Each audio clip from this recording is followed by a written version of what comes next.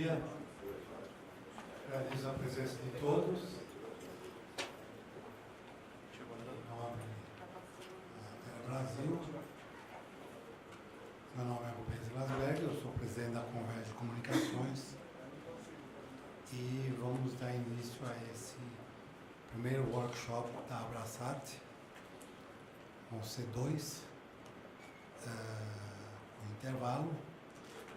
E, bom, eu ia apresentar as pessoas, já todos sentaram aqui, então eu gostaria de dar início aos trabalhos, convidando em primeiro lugar Manuel Almeida, para que faça que é presidente da Abraçat, para que faça uma saudação, uma apresentação geral, dirija algumas palavras a vocês. E depois nós daremos sequência aos nossos trabalhos. Bom dia a todos. Serei bem breve, em função do adiantado da hora. Agradeço aí a presença de todos, agradeço a Converge pela organização do evento, a Telebrasil e ao esforço do Luiz Otávio, se qual esse painel não teria saído. Né? Se não fosse o Luiz Otávio, a gente não estaria aqui. Eu só queria lembrar que a indústria satélite está fazendo 50 anos agora, para essa época. É uma indústria bastante recente e mudou muito nesses 50 anos. Né? Saímos de antenas de 30 metros, e houve época e também nos últimos 20 anos que a antena 2.4 era uma antena pequena. Hoje uma antena 2.4 é uma antena enorme. Né? E por coincidência, mais ou menos também, quase fazendo 50 anos, é a lei do Vistel. A lei 5070, apesar de ter sido revista depois, ela data de 8 de julho de 66. Né? E faz a gente refletir que talvez a gente esteja cometendo assim, tentar legislar tecnologia, eu acho que acaba amarra muita coisa. A gente tem conceitos lá que na época que a lei foi revista lá na lei geral, né, em 96, 97, uma antena 2.4 era o menor diâmetro que se imaginava. Era uma VSAT, né, Very Small Aperture Terminal. Né? O nome VSAT vem de Very Small Aperture Terminal. E não tem nada de Very Small mais nada, né? É very, very big. Então eu acho que realmente a gente podia considerar isso no nosso processo legislativo e talvez regular menos tecnologia e de forma a permitir que jamais o processo legislativo vai acompanhar a evolução tecnológica. As velocidades são totalmente distintas. Bem, dito isso, eu passo a palavra para o próximo palestrante e obrigado a todos. Convidaria a seguir o Juarez Quadros, da Orion, para fazer uma breve apresentação, introduzir as nossas discussões aqui e depois daremos. Bom dia a todos. Além da Orion, eu estou também aqui na condição de conselheiro do Sindicet, que é o Sindicato das Empresas Operadoras de Satélites. Né? A apresentação é muito breve, até para poder dar espaço aos demais, mas eu não posso também deixar aqui de cumprimentar a mesa o nosso nobre senador Aníbal Diniz, amigo de longo tempo. Eu sou cidadão acreano, mas sou nascido em Belém do Pará. E, inclusive, sou cidadão, além de acreano, sou cidadão de Chapuri. E é muito importante esse título. Uma vez em Nova York, senador, ao falar que era cidadão de Chapuri, a procura, o interesse das pessoas em conversar em função de Chapuri foi até maior do que por ser brasileiro. Então, nota a importância aí de eu poder dizer algo nesse sentido. Bom, mas vamos lá. A tela aqui está um pouco pequena, vamos ver se eu consigo que vocês todos vejam realmente que está aí projetado, né?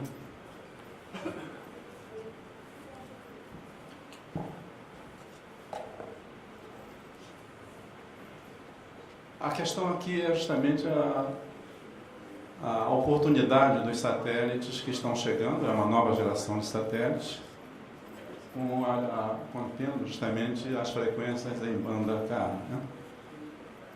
Então, aqui é um momento importante para o nosso país, em função dessa tecnologia, e que nós chamamos aqui nessa tela de as condições para a decolagem dessa tecnologia. Há um aumento da demanda potencial, em consequência, há uma redução do preço do serviço por parte dos operadores e para os consumidores também uma redução do custo do uso desse serviço. Então, tem dois ambientes, um ambiente comercial, que esse aí se regula pela própria demanda, pela própria sociedade, em que, com isso, ocorre um ganho de escala, as instalações são muito mais simples, ou seja, há uma simplificação dessa instalação e, em consequência, uma eficiência operacional e outras condições aí dentro desse ambiente comercial. Mas há um problema que é justamente o ambiente institucional. Como o Manel aqui já colocou, a própria lei do Fistel, como a lei antiga, ela é muito detalhista. Então chegou na época, e a coisa antiga, né, a definir os diâmetros das antenas. Ou seja, isso aí talvez até seja culpa nossa, eu, Luiz Otávio, que éramos engenheiros à época da Telebrás, e nós que praticamente que escrevíamos essas condições todas para colocar nas leis. E hoje a condição ela é muito mais célere, né? E o que está acontecendo? Ficou uma regulação nos detalhes mínimos, enquanto que essa regulação deveria ser mais genérica, né? Para evitar.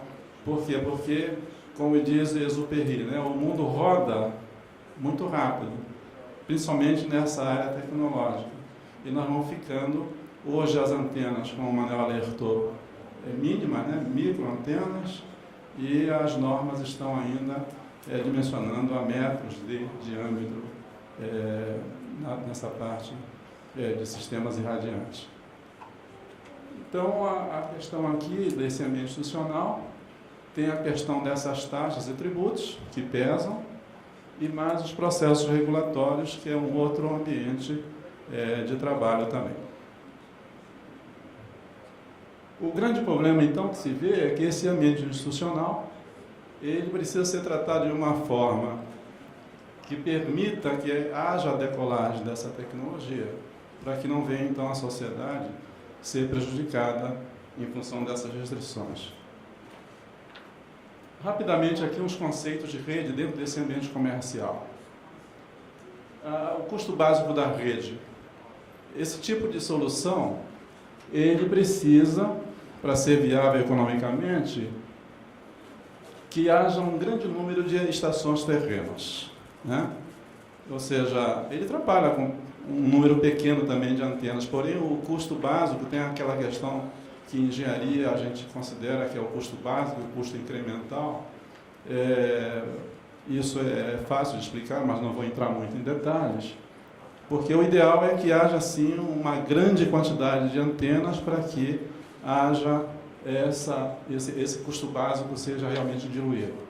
A arquitetura da rede é também uma arquitetura que, similar do serviço móvel celular, em que ela trabalha com células e faz reuso de frequências. Ou seja, otimiza bastante a exploração do serviço, principalmente num território, como é o caso do território brasileiro. A faixa exclusiva de frequências, há uma frequência atual, né, que está ali, tanto para a descida quanto as subidas, que é o que a gente chama de download, né, upload. E na faixa adicional, que já está solicitada, e a Anatel está também regulando isso aí, ou seja, é mais isso aí, além daquelas frequências atuais, há um acréscimo ainda de mais essa faixa. São estações terrenas de pequeno porte. Nos países onde isso aí já está sendo usado, já dá para perceber, ou seja, são antenas pequenas, mas com uma quantidade de transmissão, tanto para a subida quanto para a descida, fenomenal. A dimensão do serviço é com uma qualidade a preços razoáveis, desde que haja uma simplificação do processo de licenciamento e também uma redução das taxas aplicadas. O conceito de massificação, ele atende a áreas não cobertas por nenhum dos provedores mais tradicionais, e no conceito de competição. É uma alternativa de serviços a serem prestados em áreas atendidas apenas por um provedor, ou seja, há uma oportunidade ali também de competição. Aqui mostrando rapidamente na América do Sul como é que estão essas aplicações. E o grande uso realmente na largura de banda, na demanda, dá para notar ali que é no acesso, no Broadband Access, ou seja, no acesso de banda larga. Isso numa projeção até 2021, que as empresas do setor estão considerando, em função da oportunidade que se apresenta, né, com esses novos satélites que têm uma capacidade fabulosa de cobertura. Mas aqui tem um problema. Dependendo dos países que se adiantam, essas antenas, ou esses spots, como nós chamamos, eles podem ser direcionados, por exemplo, na América do Sul, tanto para a Colômbia, quanto para o Brasil e outros países que demandam esse serviço. Então, os países que forem mais atrativos, que promovam mais condições para que os operadores possam prestar serviços, de repente acabam levando vantagem. Aqui só uma tela bem rápida, com os preços praticados nos Estados Unidos por uma das operadoras, que no caso é a Hughes. Dá para notar os diferentes pacotes, né? Esse aqui promocional de quase $50, baixando para $40, que é um programa aí, um pacote chamado de Connect, um Power por $59,99, isso é $60, um Power Pro de $80 e um Power Max de $130 mais ou menos, ou seja, tem preços aí variáveis então sendo empregados lá. Isso é algo que também poderá acontecer aqui, ou seja, $40 ao câmbio vai dar menos de R$100, né?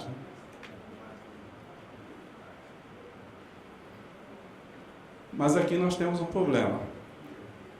Eu vou fazer o detalhe, o destaque, mas no impacto do Fistel, que é a taxa de fiscalização sobre todos os serviços que usam rádio espectro, em que se nós temos um preço de R$1.000 por ponto de acesso,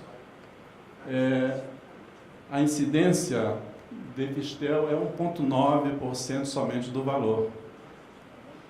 Se nós fizéssemos uma redução do preço sem impostos, da ordem de reduzir esse preço a 10% lá dos R$1.000 por ponto, chegando a algo em torno de R$100 por ponto,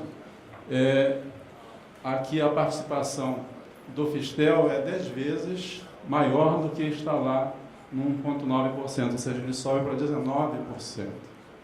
Então, essa banda larga domiciliar, vamos chamar assim, que será possível, principalmente com os satélites em banda Ka, o impacto da taxa de fiscalização ela é altíssima aos preços, aos valores atuais, que são esses aqui. Ou seja, uma estação terrena de pequeno porte, com capacidade de transmissão e diâmetro de antena inferior a 2,4 metros, ou seja, a esse tempo em que foi escrita essa lei, aqui foi 1998, mas a lei é anterior a esse ano, foi quando, então, lá naquele momento, não se tinha essa previsão, essa previsibilidade da condição tecnológica ter evoluído tanto e chegar à redução de antenas agora muito menores do que 2,4 metros, o valor então que está em validade, é de R$ 201,12 de reais para uma estação terrena de pequeno porte. O destaque é mais nisso aí, tem os outros valores que são praticados para outros tipos de estações terrenas, até da posição estação espacial, geoestacionária, tem os valores todos aí. Mas o importante realmente é os R$ 201.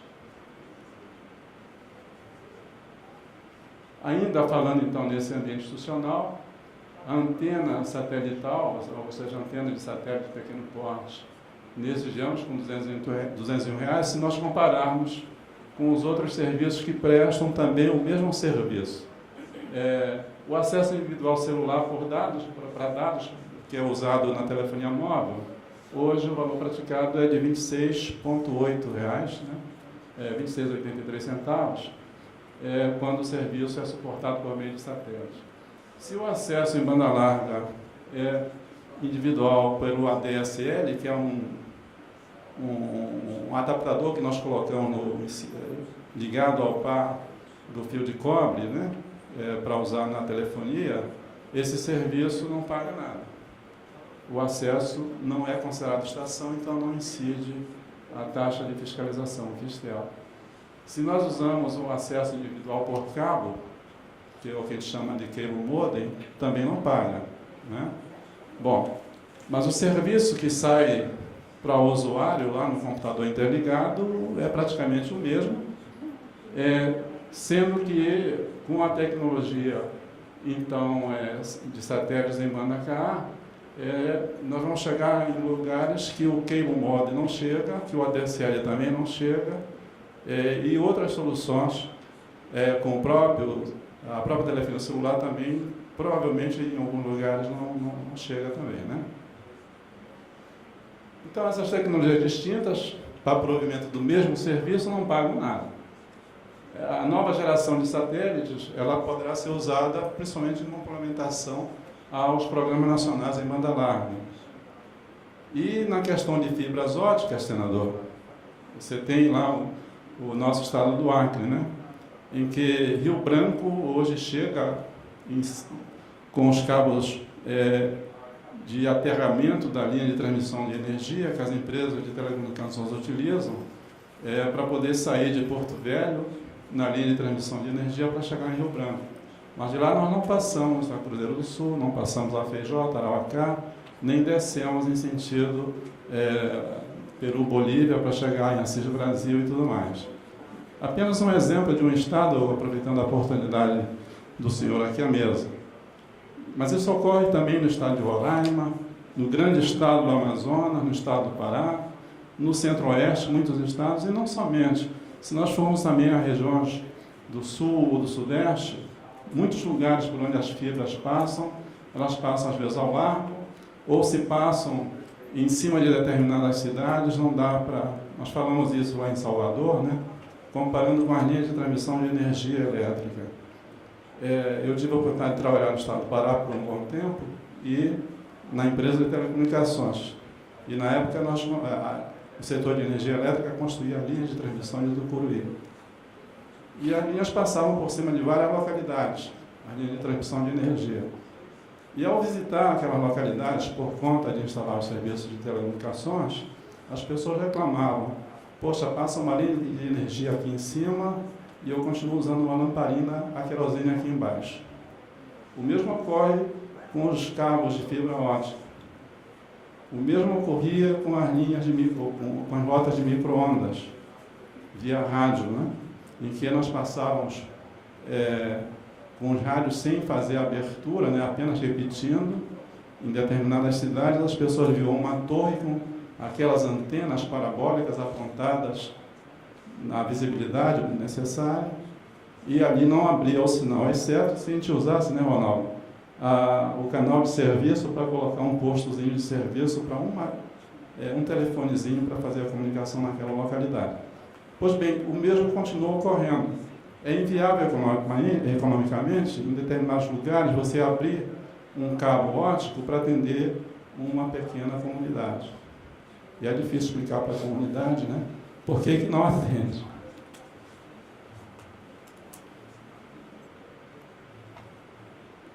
Mas aí, o Congresso Nacional, e aqui a gente agradece bastante ao senador Aníbal, que ele vem participando conosco na Comissão de Ciência e Tecnologia do Senado, junto com outros parlamentares, nessa questão. O próprio Ministério também é parceiro, Arthur, nessa condição, que é justamente o regime especial de desoneração para o Programa Nacional de Banda Larga. Foi aprovada, então, uma lei, que era de iniciativa do Executivo. Essa lei tramitou no Congresso. O senador foi um dos líderes que participou ativamente do processo, defendendo que ele conhece na carne os problemas desse tipo. E então foi incluído o setor de satélites, justamente para esse programa de desoneração. São vários os artigos da lei, porque vai do artigo 28 ao 38, cobrindo não somente a questão de satélites, mas tem questões de toda a ordem. Então, o que acontece? Os artigos 28 ao 33 foram regulamentados e já estão aí em uso, né, que é justamente a desoneração, seja por fibra ótica, seja por rádio, e qualquer que seja a outra tecnologia utilizada, esses programas já estão rodando, né? Terminaram os prazos agora para apresentação de projetos em 30 de junho. Tem pedidos de prorrogação desse prazo, porque há interesse ainda de outros segmentos industriais, outras operadoras em apresentar projetos, e o Ministério está tratando dessa questão com bastante competência. O artigo 38, eu pulo 36, que é o sistema de comunicação máquina-máquina, que a gente chama de M2M, também já foi regulado por decreto e já está valendo também, ou seja, uma série de facilidades já estão utilizando a desoneração, que foi uma redução do valor do Fistel, a taxa de fiscalização, que era cobrada no valor da telefonia móvel celular. Então, ele baixou a TFI para R$ 5,68, R$ 5,68, e a TFF foi reduzida de 50% para 33% do valor da TFI. Isso já está em vigor também. Falta, entretanto, a regulação do artigo 36, que trata justamente das estações terrenas de pequeno porte, que está contida na lei, ou seja, a lei dispõe de uma desoneração também para essas estações, de forma a que fica isento da taxa do Fistel, o TFI, que é a taxa de instalação, assim como a taxa de fiscalização, com validade, o prazo do benefício é até 31 de dezembro de 2018.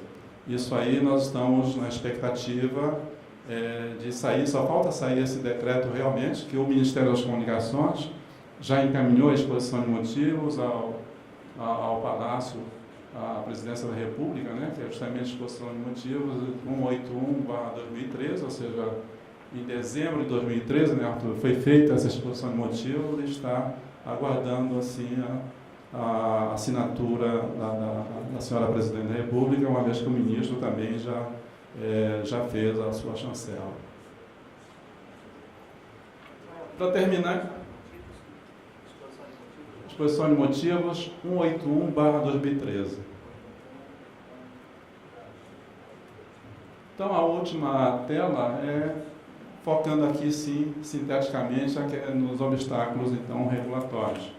Ou seja, a taxa de fiscalização Fistel, então, como já aqui destaquei, falta regular esse artigo 36, é o último artigo da lei a regulamentar, e esse trabalho tem andamento no Poder Executivo.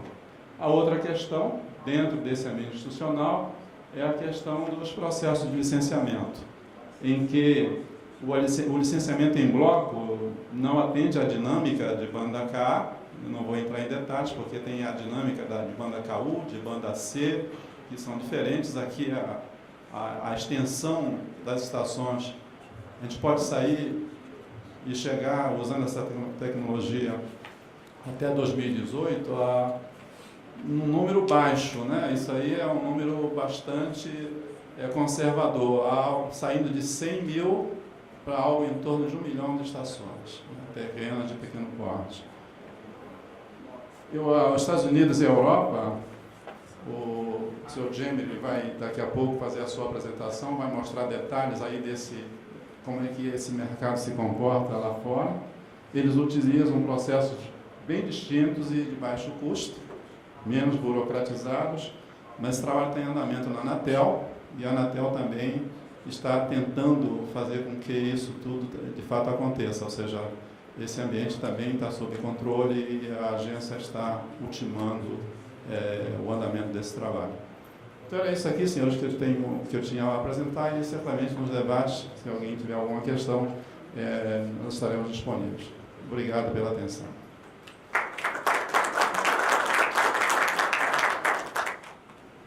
Na pressa de fazer as apresentações, eu deixei de citar, ele não é apenas da Orion e do consultório Sinter Brasil, também é ex-ministro das Comunicações do Brasil.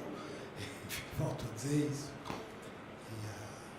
E o senador aqui presente, muito dedicado a conhecer bem esse segmento, ele é da Comissão Ciência e Tecnologia do Senado e encarregado de estar elaborando o relatório final sobre banda larga dessas máquinas. Bom dia a todos. Queria agradecer em nome do presidente da Telebrás, Francisco Ziola, o convite aqui de participar desse workshop, cumprimentar a todos da mesa, dizer que esse assunto para a Telebrás é de extrema importância, porque nós estamos envolvidos de forma muito contundente no projeto de satélite do SGDC, até porque entendemos que ele é um complemento daquilo que a Telebrás se propôs na implementação do PNBR. Sem o satélite eu não consigo ter a capilaridade necessária para atender as demandas do PNBR, as demandas de governo e, obviamente, as demandas aí da banda X, que compõem também o satélite. Vou fazer uma breve apresentação aqui. Acho que muita gente conhece esse histórico, mas é muito comum, quando a Telebrás está atuando, seja prospectando clientes, seja atendendo a demandas, participando de reuniões, tem muita gente ainda que questiona, mas o que a Telebrás está fazendo aqui? O que é a Telebrás? Vocês surgiram de novo? Então, tem um breve histórico aqui. Em 1967 foi criado o Ministério das Comunicações, em 1972 a Telebrás foi criada. Ela era holding de monopólio do sistema, de telecomunicações. Em 1998, criada a Anatel, e aí a Telebrás é desativada, entre aspas, as suas operações em 98, após o processo de privatização, e ela ressurge em 2010, depois da publicação do Decreto 7.175, de 12 de maio, que traz no seu bojo a implementação de um programa de governo, que é o Programa Nacional de Banda Larga. E depois disso, agora em 2013, a publicação de um novo decreto, 8.135, que não conhece, é um decreto que já prevê a participação de empresas nacionais como Telebrás, Dataprev, CERP, na implementação de redes de governo, redes privativas de governo. O decreto ele traz em si o aspecto de segurança muito forte e uma obrigatoriedade de migração dessas redes para essas redes providas por empresas de governo. Aqui já com outro foco, em 2010 a Telebrás tem licença SCM, então apta a prestar o serviço de telecomunicações.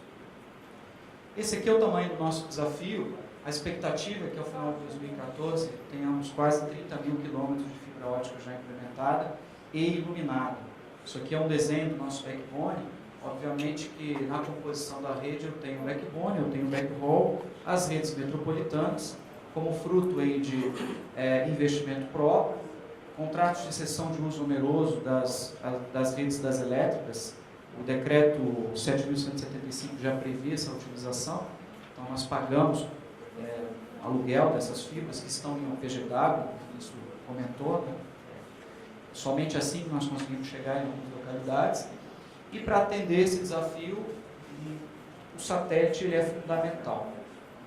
Aqui é o modelo de atuação da Telebrás, no backbone, como eu comentei, backhaul, acesso à última milha, um backbone óptico, um backhaul implantado por meio de fibra óptica ou rádio enlace, e nas redes metropolitanas, infraestrutura necessária para atender o usuário final, última milha. O decreto 7.175, então, o seu artigo 4º, prevê que caberá à Telebrás prestar o serviço de conexão à internet de banda larga para usuários finais, apenas então somente em localidades onde inexiste oferta adequada daquele serviço. Bom, o que tem se percebido com a atuação da Telebrás é que o preço da internet, o preço do mega para o usuário final, tem caído sensivelmente. Quem conhece o mercado de telecomunicações sabe, por exemplo, que em Belém se pagava R$ 3.500 pelo mega, 1 mega. E esse preço caiu e reduziu sensivelmente. A mesma coisa em Manaus, a mesma coisa em Porto Velho, a mesma coisa no Acre.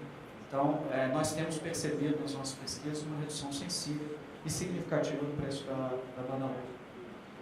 Bom, com motivação para o satélite, em termos de segurança na comunicação, nós estamos falando de uma segurança estratégica, ter um satélite de comunicação. Primeiro, há uma demanda sobre o aspecto de defesa, sobre o aspecto militar. Então, o satélite sobe com transponder banda X e banda KA. A expectativa é de que sejamos soberanos na operação do satélite, complementar o Programa Nacional de Banda Larga e com a absorção e transferência de tecnologia, senão não teria sentido investir no satélite, fazer parte de um programa sem que houvesse a expectativa de absorver e ter essa transferência de tecnologia. O governo brasileiro ele participa com um orçamento completo para o projeto. O projeto é desenvolvido em parceria com os Ministérios das Comunicações, Defesa, Ciência e Tecnologia, e foi criada a empresa Visiona, com a participação da Embraer e da Telebrás, empresa responsável pela procura do melhor lançador e do melhor fabricante do artefato. E a operação desse satélite é da Telebrás e do Ministério do Ministério da Defesa. Esse aqui é o desenho do nosso satélite, assim que ele vai ficar. Mais uma vez, os objetivos, né? Esperamos com isso massificar o acesso à internet por meio do MBL. Aqui nós estamos falando de banda KA, então a banda trafegada é muito maior, né, do que os satélites convencionais. Em algumas localidades a gente espera que ele sirva como backhaul, em outras como atendimento ao usuário final mesmo, como pontos do governo, por exemplo. Proporcionar a comunicação entre órgãos e entidades da administração pública federal e voltado para atendimento ao decreto 8.135. Nós já temos mapeado essa demanda. A expectativa é que sejam atendidos mais de 2.300 municípios, complementarmente à rede já existente da Telebrás. Bom, as bandas de frequência, como eu falei, banda X e banda K, todo o território nacional será atendido, incluindo 200 milhas náuticas, o mar territorial. Nós estamos falando aqui de mais ou menos 70 feixes, com 5 gateways, o centro de controle aqui em Brasília, Brasília, especialmente. A opção pela utilização da banda K pela capacidade de transmissão da tecnologia. Os feixes, nós já fizemos todo um mapeamento de demanda dessas regiões, ele já sobe configurado para atender a todos esses níveis. Onde nós vamos ter gate em Florianópolis, Rio de Janeiro, Campo Grande, Salvador, o Centro de Controle em Brasília. Em termos de segurança, o Ministério da Defesa e a Telebrás serão os responsáveis pela operação do Centro de Controle do satélite. E aí, obviamente, quando se planejou isso, visando a questão de segurança, então, essas instalações estavam dentro de um ambiente de defesa, um ambiente militar. A operação vai ser compartilhada dentro do Centro de Controle, terá 2 unidades, uma da Telebrás e outra no Ministério da Defesa. Nós vamos ter alguns níveis de segurança para a operação desse satélite, um sistema de criptografia, um espelhamento espectral, tudo isso sendo desenvolvido para atender aos requisitos de segurança, tanto da banda X quanto para o decreto 135. Proteção anti-jam, mecanismo de segurança criptográfica, os terminais vão ser autenticados, então nós vamos ter chaves criptográficas próprias, com atualização periódica dessas chaves. E esse aqui são fotos do estágio atual do satélite, a linha de produção, e aqui uma foto do que se espera ter no centro de operação. Okay? Eu fiz uma apresentação rápida, apenas para dar uma noção para vocês de como é que está o estágio do SOTC. Tem assim, uma previsão de quantas pessoas podem ser atendidas quando o satélite estiver em órbita? Por exemplo, levando em consideração o Plano Nacional de Banda Larga, 1 mega por ponto de atendimento. Teria uma ideia de quantos pontos de atendimento? Por gentileza, no microfone. Senador, quando nós fazemos esse estudo de atendimento, o nosso usuário final é o provedor. Né? E esse provedor ele tem uma carteira de clientes que, muitas vezes, em alguns casos ele nos indica quando são, em outros casos ele não nos fala. Então, são projeções. Mas nós estamos falando aí de em torno de 3 mil municípios, mais ou menos, com satélite de 2.300, mais os municípios que já são atendidos. Então, eu não saberia dizer em termos de população, mas em termos de município, com total, em complemento à rede da Telebrás, mais de 4 mil municípios, com certeza. Essa é a nossa expectativa. Bom, é isso. Obrigado pela atenção de vocês.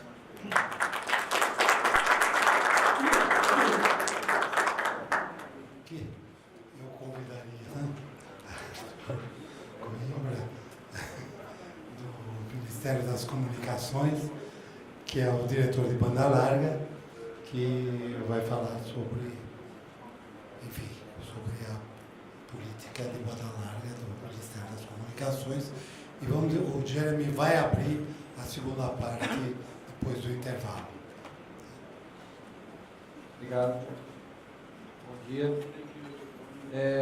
Vai ser difícil não chover no molhado depois de tudo que foi falado, mas eu vou fazer uma apresentação breve e tentar pontuar, dar mais atenção a alguns pontos que talvez não tenham ficado tão explícitos. Bom, então, só me apresentando, além de diretor do Departamento de Banda Larga, eu sou presidente do Comitê Diretor do projeto do Satélite Estacionário de Comunicações Estratégicas, que é o satélite que vem sendo executado, contratado pela Telebrás e vem sendo executado pela Visiona em parceria com outras empresas estrangeiras. Então, antes da gente falar um pouco mais sobre iniciativas concretas, é só importante falar um pouco do contexto do satélite no Programa Nacional de Banda Larga. Por que o satélite é importante para o programa? Né? Um pouco aquilo que o meu xará de Telebrás já falou, mas o programa ele prevê, né, o backbone da Telebrás e atender aí cerca de entre 3 e 4 mil municípios quando estiver completamente concluído. Além disso, o edital da faixa de 450 MHz que foi feito, que a licitação foi feita em junho de 2012, prevê uma cobertura como essa, né? Então todos os municípios vão estar cobertos em um raio de até 30 km a partir dos limites da localidade sede. Isso equivale a uma de 96% dos domicílios brasileiros com telefonia e banda larga sem fio. Né?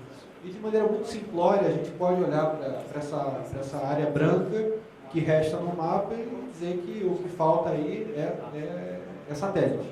Né? Então, o papel do satélite é, sobretudo, pela sua possibilidade de propiciar uma ampla cobertura de vastas extensões e regiões de difícil acesso. Claro que quando a gente olha para aquele mapa e vê que o satélite seria responsável por preencher, né, as lacunas, não é exatamente só isso. Nos Estados Unidos, por exemplo, em que talvez seja o mercado mundial que há mais pujança do serviço em banda KA, essas comunicações em banda KA, elas disputam clientes nas periferias das grandes cidades, por exemplo, em que há muita dificuldade em infraestrutura terrestre, né? Então, é um serviço que se tornou tão competitivo que já está desbancando o mercado das companhias tradicionais de banda larga fixa. Então, muito que já foi falado também, o setor de satélite no Brasil hoje ainda não tem um perfil muito voltado para a banda larga e nem para usuário residencial, porque predominam satélites de banda C e KU, né, além da alta carga tributária e, consequentemente, da escassez de banda, né. Então, o que a gente vem tentando trabalhar para resolver isso é diminuir os encargos tributários e não tributários, né, e estimular usos alternativos de tecnologia, como a banda K, que vai surgir agora, e a faixa de 450 MHz para a área rural.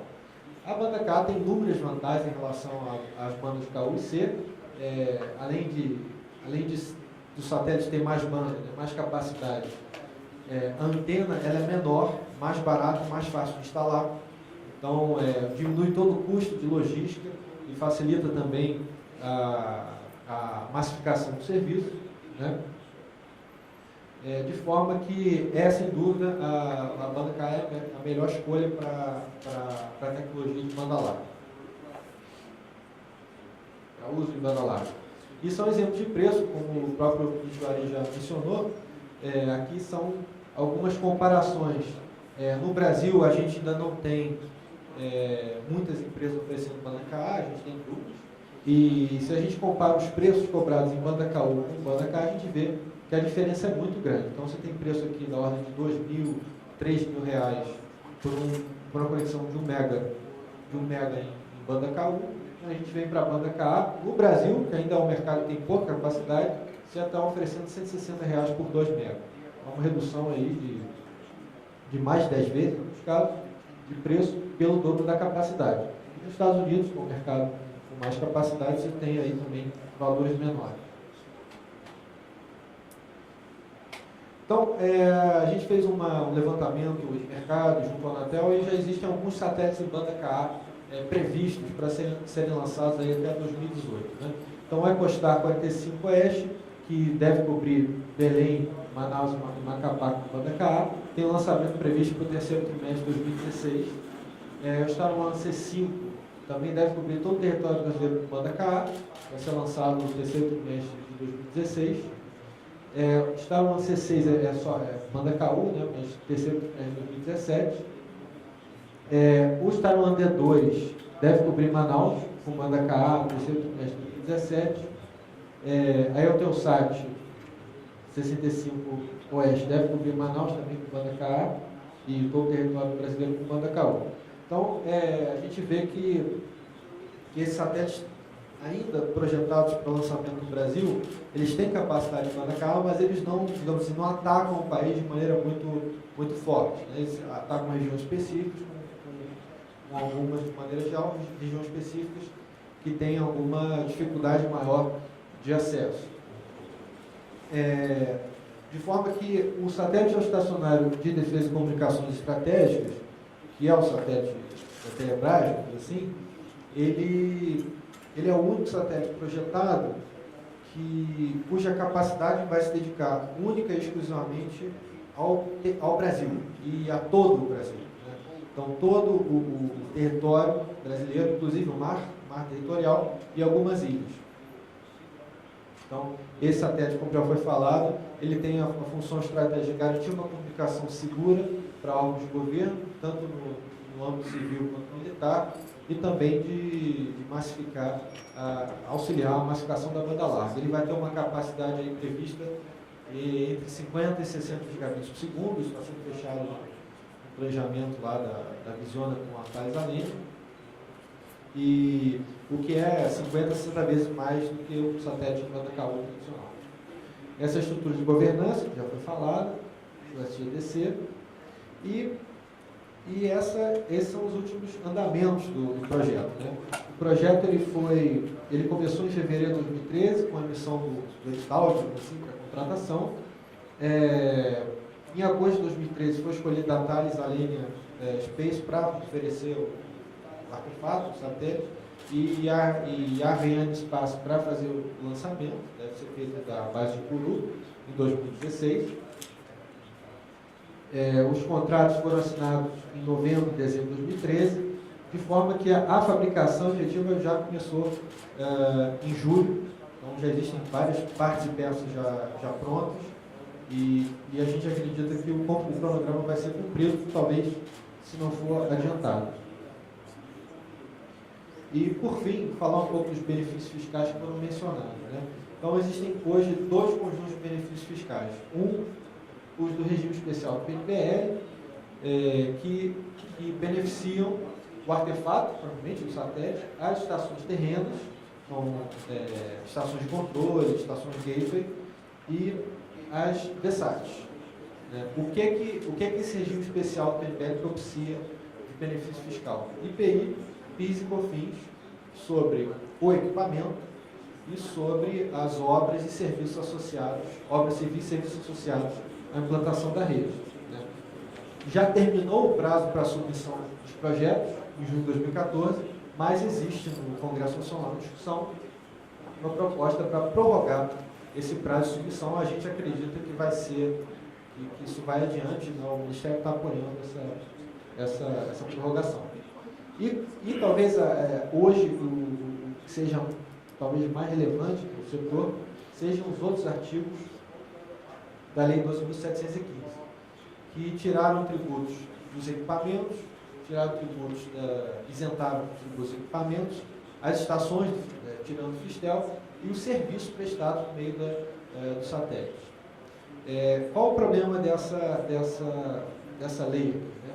O Ministério da Fazenda entende que tanto o artigo que trata dos equipamentos quanto dos serviços, ele não é claro ao identificar os tributos. Então, isso acabou se tornando um empecilho para a regulamentação. Mas o artigo que tira o Fistel das estações, ele é suficientemente claro. A gente acredita que a maior demanda hoje do setor, como já foi falado, R$201 de TFI, mais todo ano R$100 de TFF, mais as contribuições, radiodifusão pública, etc., definitivamente impedem a massificação do serviço do KA. Então, como já foi falado pelo Juarez, já existe uma minuta de decreto que se encontra concluída por parte do Ministério, e a Casa Civil está fazendo os últimos ajustes no texto para publicá-la assim que concluir o trabalho. Então, a gente está empenhado nisso, né? É claro que não vai resolver todos os problemas de tributação. A gente sabe que hoje o maior problema, sobretudo na prestação de serviço, é o ICMS, que ele é cobrado em todas as formas de prestação de serviços de telecomunicações. A menor alíquota que a gente tem é 25%, a maior é 35%, nos diferentes estados brasileiros. Existe uma proposta de resolução no Senado Federal muito interessante, que tem o objetivo de colocar um cap de 10% em todos os acessos de banda larga fixos no Brasil. O impacto fiscal seria muito pequeno e o resultado seria muito positivo. Essa é uma resolução que o Ministério está apoiando também, e acho que vai complementar todo esse trabalho. Então, foi uma síntese, mais ou menos, que já foi falado, e em seguida eu me encontro à disposição para resolver qualquer dúvida. Obrigado.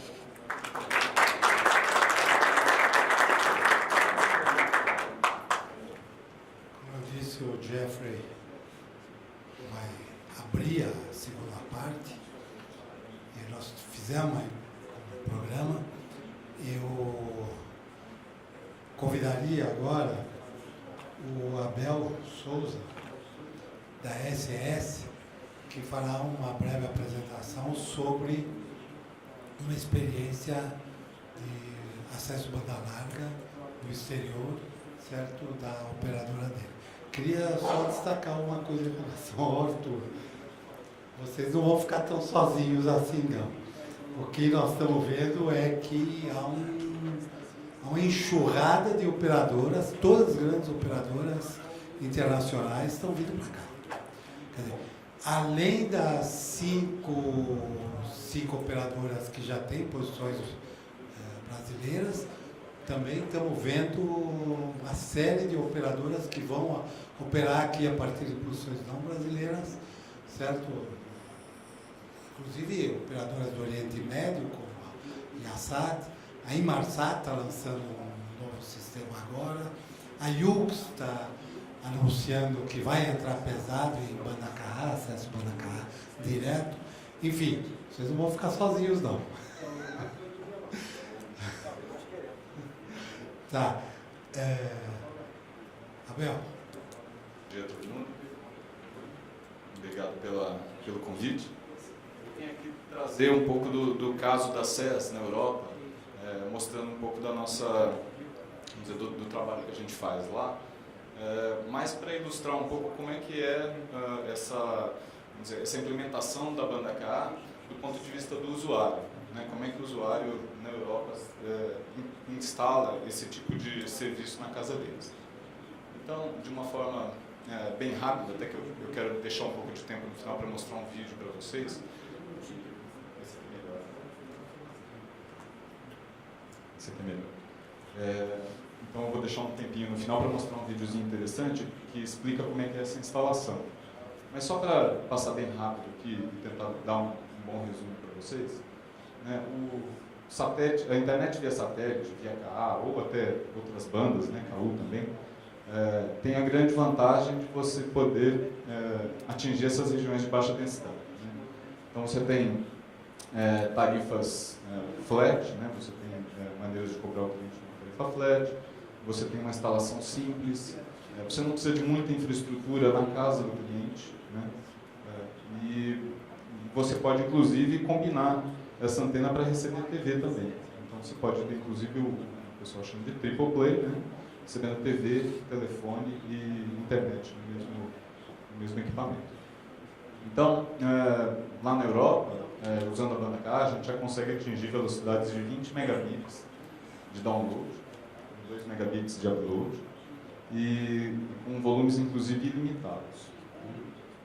Então, em cima disso, você tem uma série de opções de negócio, né, de como tarifar o cliente em termos de quantidade de megabytes que ele baixa. Mas é bem flexível. Você tem pacotes desde pago adiantado até pacotes de heavy user.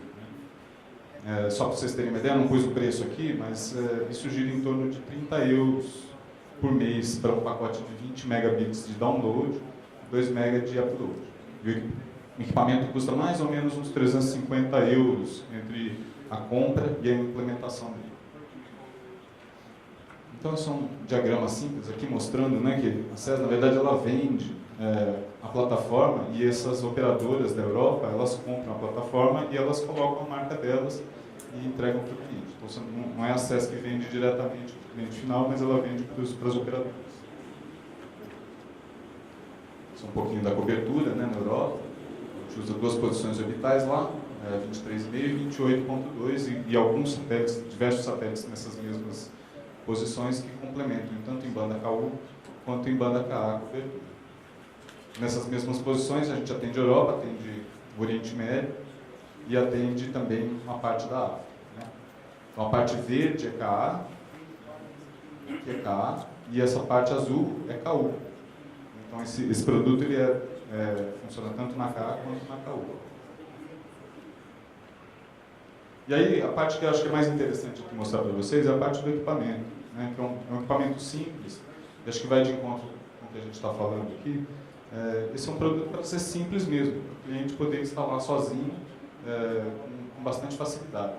Então ele vem todo numa caixa, né? Tudo num pacote só, vem antena, vem o modem, os cabos, e ele vem inclusive com um equipamentinho para você fazer apontamento, que é esse equipamentinho aqui que tem um fone de ouvido, né? Então você conecta a antena, conecta esse fone de ouvido aqui, e aí você vai apontando a antena e ele vai dando um sinal para dizer se você está apontando corretamente. Né? O equipamento vocês veem que não tem muito o que conectar aqui nele, são 4 cabos. Então é bem pequenininho, bem simples. A ideia é ser bem fácil de usar mesmo. Então, você tem outras opções que podem deixar um pouquinho mais complexo, que é colocar mais alimentadores, né, e poder acessar mais de um satélite com uma antena só. Então, com isso você conseguiria pegar TVs, né, dependendo do satélite você tem mais pacotes de TV, daí você tem a opção de pegar aí centenas de canais e mais a internet. Então, essa aqui é um pouquinho da instalação faça você mesmo, né? Isso na Europa funciona muito bem, o pessoal vai lá, instala a própria antena, depois tem um softwarezinho e tem um vídeo que eu vou mostrar. Então o pessoal vai lá e se educa, né? Rapidinho eles vão acompanhando aí as instruções e vão executando lá as ações e conseguem colocar o sistema para funcionar sozinho, né? Não precisa, vamos dizer, num caso de alguém que tem um pouco mais de dificuldade, sempre vai ter um prestador de serviço que pode fazer isso para você, né? Que é muito comum no Brasil, a gente vê isso muito com o DTH. E aí um pouquinho dos equipamentos, né, de banda K, os equipamentos mais modernos, eles são bem pequenos, né, parece um cable modem, né, isso que a gente está acostumado a ter em casa.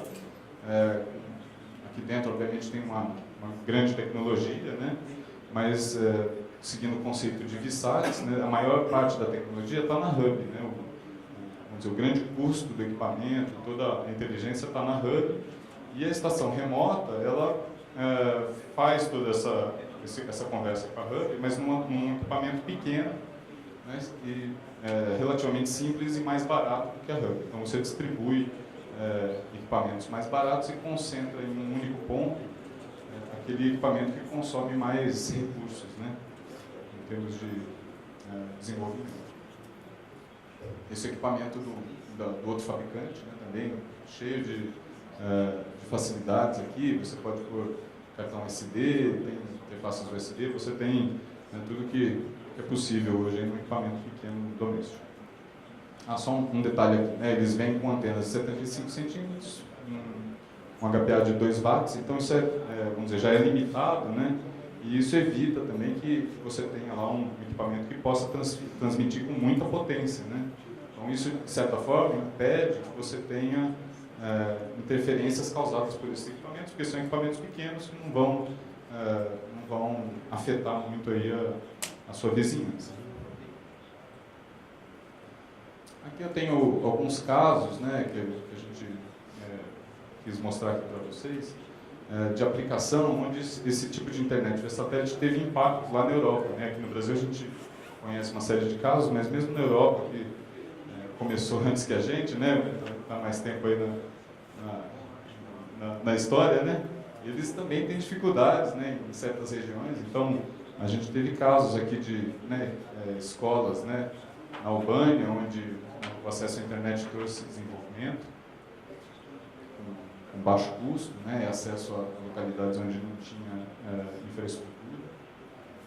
Na África, né, você vê, isso aqui é bem interessante, né, um quiosque, parece uma casinha de cachorro-quente, né, e de fato aqui, se você olhar aqui, tem uma Coca-Cola, um suquinho aqui, eles vendem uma comidinha, e aí do lado tem aqui os banquinhos para o pessoal acessar a internet, tem um painel solar, né, então é um equipamento bem simples, rústico, para você levar para regiões onde realmente não tem nada, né?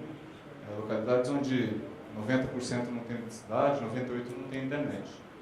Então, com isso, você consegue incluir esse pessoal aí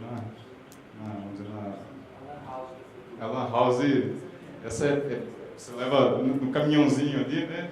Monta ela lá e já consegue mostrar para essas pessoas aqui, né, dar uma janela para elas, né, pela internet, de coisas que elas não imaginariam que existem.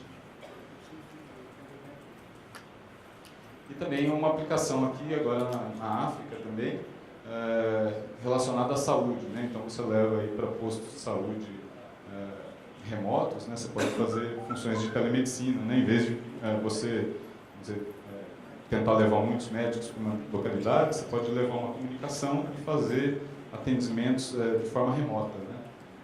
Funciona bem. Agora eu só vou mostrar aqui três modelos aí de implementação desse serviço.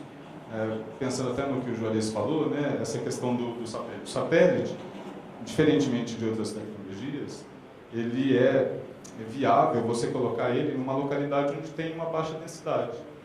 Um DSL, um WiMAX, você vai precisando de quantidade, vamos dizer, casas por quilômetro quadrado maior.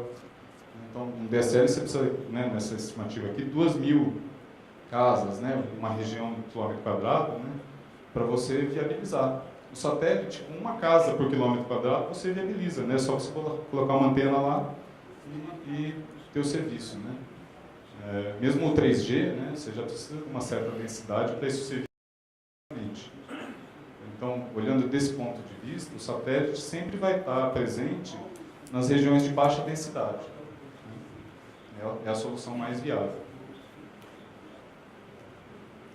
E aí, com esse pensamento na cabeça, a gente consegue também fazer alguns modelos de concentração. Isso tem acontecido lá na região da Europa, né? Você usar esse mesmo modelo e distribuir o sinal do satélite de forma terrestre em determinadas regiões. Então, você tem, por exemplo,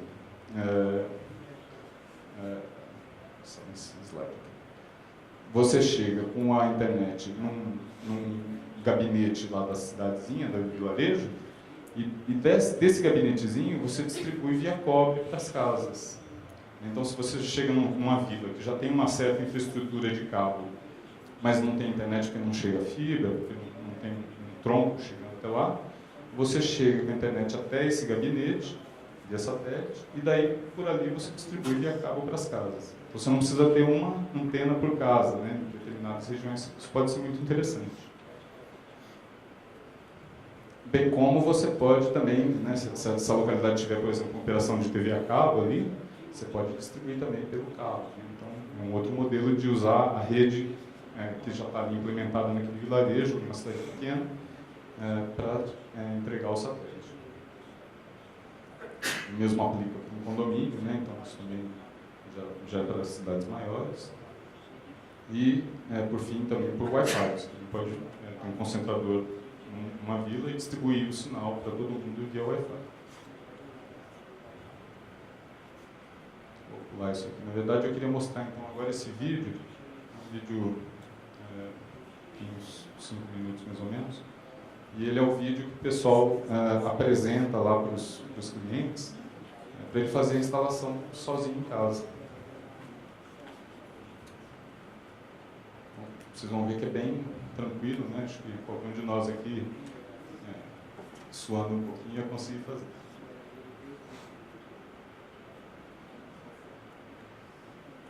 Gilat, CPE installation and pointing instructions. Congratulations on purchasing Gilat's Broadband Internet Satellite Kit. This video will lead you through the installation steps. Please refer to the user guide, which can be found in the CD for safety instructions and additional information before you start the installation. It is recommended to follow the quick guide while watching the video. A primeira parte é a montagem da Content in the antena. kit and a list of tools required for the installation are specified in the manual. Verify that you have the pointing data and installation parameters, location code, and Na RF fatura cluster você code from the recebe invoice. os Selecting dados a suitable específicos. outdoor location with a clear view towards the satellite is very important. Obstructions like buildings or trees may affect the signal strength. The dish pole must be installed vertically. Use a spirit level to verify. Please refer to the manual for information about mechanical forces on the pole. To assemble the back bracket on the ASL, place the ASL bolts down on an even surface. Position the back bracket with its rear surface to the ASL. Apply the skew plate to the back bracket with the arrow marking facing forward. Insert the 4 bolts through the holes in the skew plate and the ASL. From the rear side, place a flat washer, a spring washer, and thread a nut on each bolt. Screw on the nuts without tightening them, leaving enough freedom to allow rotation of the back bracket. To mount the ASL onto the pole, loosen the clamp nuts and release the clamps from the bolts on the open side. Place the ASL on the pole. Reposition the clamps on the bolts. Tighten the nuts and make sure there's an even and parallel contact with the pole surface. The nuts must be tight enough to hold the assembly from sliding down, but still allow rotation around the pole. Verify the two nuts retaining the elevation and the two nuts retaining the azimuth are loose. Elevation can be set by rotating the elevation screw. Set the elevation as indicated in the built-in scale to the nominal elevation value as indicated in the invoice. Insert a bolt into the uppermost hole of the reflector from the concave side. Thread a nut halfway onto the bolt. Bring the reflector in contact with the back bracket and move it down so that the bolt enters the U-slot of the back bracket. Tighten the nut by hand. Insert the remaining 4 bolts to connect the reflector with the back bracket with flat washers, spring washers, and nuts. Remove the nut from the bolt in the U-slot. Place a flat washer, a spring washer, then replace the nut. Tighten all 5 nuts. To attach the boom arm to the back bracket, insert the correct end of the boom arm into the back bracket all the way until it locks into position. Insert the 4 bolts with a flat washer and a spring washer, 2 at each side by hand. To assemble the transceiver bracket and the transceiver, insert and tighten the 4 bolts. Fit the transceiver bracket on the front end of the boom arm. Insert and tighten the 4 bolts with flat washers and spring washers. Tighten the 4 bolts. To thread the RF cables through the boom, feed the outdoor ends of the cables through the boom in the direction of the transceiver. Leave about 1 meter of extra cable length between the boom arm and the transceiver. Connect the grounding wire to the transceiver and back bracket. To set the skew value, rotate the back bracket reflector assembly around the as-L skew plate assembly to set the skew value as indicated in the invoice. Tighten the 4 nuts holding the as-L skew plate assembly together. To set the nominal azimuth, ensure that the fine-tuning grid is set to 0. Map the elevation offset arrow. Using a compass, point the dish according to the azimuth value provided in the invoice. Check elevation offset arrow. If arrow is not pointing to the center of the grid, modify the nominal elevation to compensate for the offset. The cable should be threaded into the house. The hole should be drilled pointing down to prevent rain penetration into the wall. Cut excess cable. Expose the braid. Fold back the braid. Expose the center wire. Screw on the connectors. Connect the RF cables to the modem. Connect to the computer using the LAN cable. Connect the power supply and power up. Configure the computer LAN port as instructed in the user guide. To start the modem configuration, start your internet browser. Type sky.manage in the address field and press enter. Enter the location and the RF cluster codes and click next. In the dish pointing page, click Start Pointing.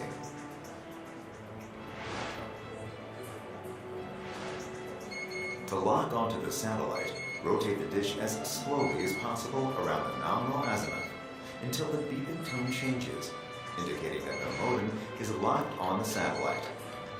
Lock is indicated by a 2-second transitional tone. Once the transceiver emits the lock tone, stop rotating the dish and tighten the nuts of the clamp. To start azimuth fine pointing, change the azimuth settings on the dish in a random direction until you can hear the audio indication reduced tone and staggering rate. Stop and reverse the direction. At some point, you should hear the pitch increase until you get a continuous tone. Continue in the same direction until staggering tone starts again.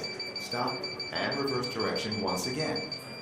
As soon as you hear the continuous tone, stop. To start elevation fine pointing, change the elevation settings until the audio tone indication drops in tone and stagger rate. Stop and reverse direction until continuous tone is achieved. Continue in the same direction until staggering tone starts again. Reverse direction again. And stop as soon as continuous tone is achieved. Repeat the same procedure for azimuth. Once you stop the continuous tone, the dish has been optimally pointed. Tighten the nuts retaining the azimuth and elevation. Apply light pressure on the side and top of the assembly until the tone changes to a staggering tone. Verify that once you let go, the tone returns to peak tone.